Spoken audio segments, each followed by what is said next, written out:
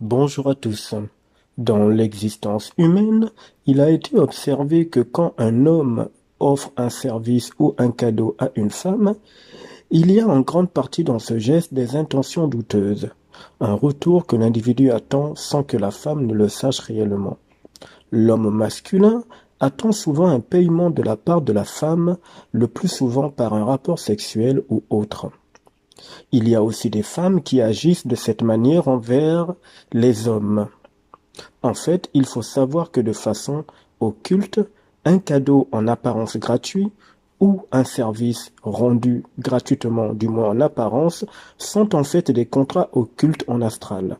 Ce type de cadeau ou de service sont un contrat de travail sous forme d'acte posé qui exige un paiement comme tout contrat de travail classique. Sauf qu'ici, le paiement de ce genre de contrat se fait par l'abus, la possession de l'autre, l'humiliation, la menace, le chantage, l'intimidation, pour ne donner que quelques exemples. Pour obtenir également d'une manière ou d'une autre le paiement sexuel. Ce sont des contrats qui donnent à celui qui offre un cadeau ou qui rend un service soi-disant gratuit une ouverture directe avec les entités anti-hommes, sans que les concernés le sachent.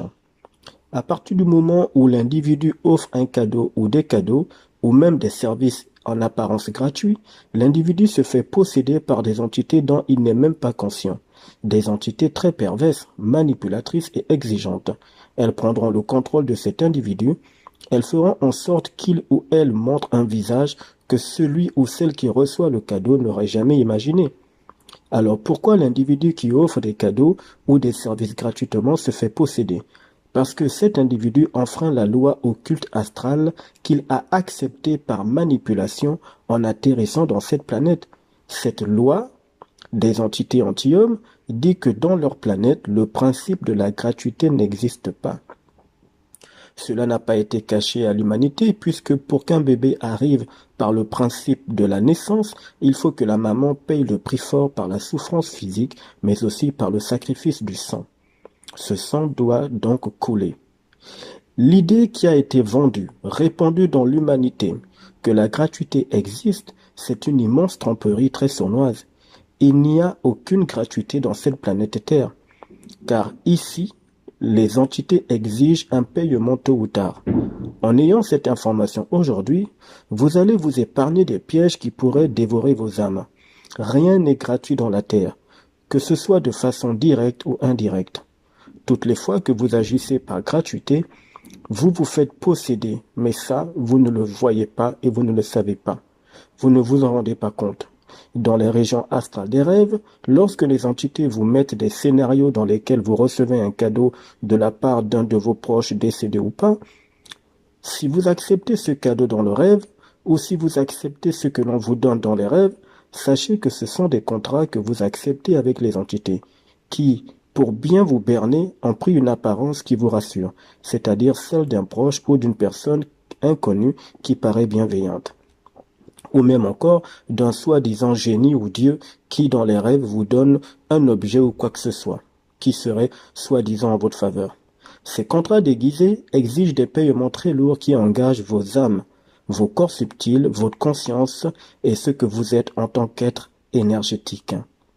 Cela vous met des contrats qui vous engagent pour des millénaires. Et pour que vous ne voyez pas l'entourloupe, lorsque vous sortirez des rêves en question, le matin en ouvrant les yeux, vous allez observer tôt ou tard que ce qui vous a été donné pour une raison ou une autre se manifestera dans votre quotidien pour en apparence votre bien.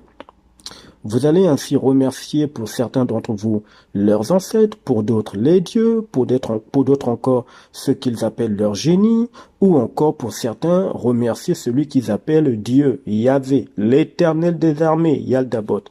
La liste est encore très longue. Vous allez donc les remercier, ce qui va valider définitivement les contrats en question, exactement comme quelqu'un à qui on offre un cadeau ou un service en apparence gratuitement, cette personne qui reçoit le cadeau ou le service finira par dire merci. Or, l'étymologie du mot merci vient du latin mercedem. Je reprends. L'étymologie du mot merci vient du latin qui signifie mercedem, Accusatif singulier de mercès qui lui-même signifie le salaire, la récompense, la solde ou encore l'intérêt. Vous voyez le côté occultement caché d'un cadeau ou d'un service rendu. C'est un contrat de travail qui exige un paiement, d'une manière ou d'une autre, et c'est pour ça que ceux-là qui offrent les cadeaux gratuitement ou un service gratuitement peuvent vous atteindre. Ils pourront atteindre leurs objectifs sur vous. Ils peuvent vous montrer un visage violent, un comportement très désagréable, car ils n'auront pas eu ce qu'ils veulent de vous, c'est-à-dire vous dominer. Ils pourront agir ainsi sur vous, puisqu'ils auront travaillé pour vous, à travers ce que vous voyez comme étant un service ou un cadeau gratuit. C'est une loi occulte de cette planète astrale. Vous savez vous-même que personne n'accepterait de travailler sur cette terre sans être payé. Je ne cesse de vous dire que rien dans cette planète n'est en la faveur de l'être humain. Tout a une signification occulte qui est toujours à l'avantage des entités qui sont toutes anti-hommes, qui contrôlent les humains par tous les moyens visibles ou invisibles. Voici ici exposé à la lumière du savoir de l'esprit la signification réelle d'un cadeau ou d'un service rendu. À plus tard.